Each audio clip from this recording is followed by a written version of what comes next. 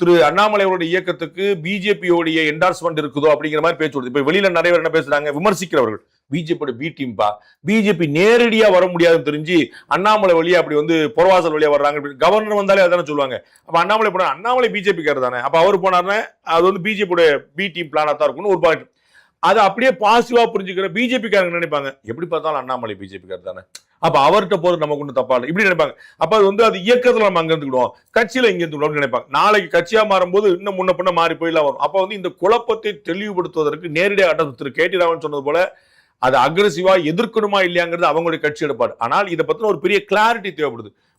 Where we are going to அந்த விஷயங்களுக்கு தெளிவு கிடைக்கும். அப்ப நம்ம எப்படி செய்ய போறோம், இந்த தலைமை போதுமா, நம்ம இன்னும் பெருசா செய்யணுமா, மாவட்டங்களை ஸ்ட்ரென்தன் பண்ணணுமா, இயக்கம் பண்ணுமா, பாஜக அதிமுக சேர்ந்து பாஜக நிக்கணுமா, தனித்து நிக்கணுமா, லோக்கல் பாடியில் என்ன ஸ்டாண்டு, பார்லிமெண்ட்ல என்ன ஸ்டாண்டு, இது பத்தி பை எலெக்ஷன் என்ன ஸ்டாண்ட், இது பத்தின கிளாரிட்டி இல்லாம நம்ம அதிமுக தொடர்ந்து போறோம்னு அதிமுகவே என்ன ஆகும் தெரியாம அல்லாடிட்டு என்ன போல நம்ம இந்த கப்பல்ல தான் பயணிக்க போறோம் சார், அந்த கப்பலே அல்லாடிட்டு இருக்கு. அப்ப நம்மகிட்ட ஒரு வேற கப்பல் இருக்கு, நம்ம சொந்த கப்பல் இருக்கு, வாங்க நம்ம போன்னு சொன்னா ஒரு ஹாப்பினஸ் வரலாம். சோ அந்த மாதிரியான ஒரு திட்டமிடல் அங்க வேணும், தெளிவான பார்வை வேணும், கொண்டு போய் சேர்க்கணும்.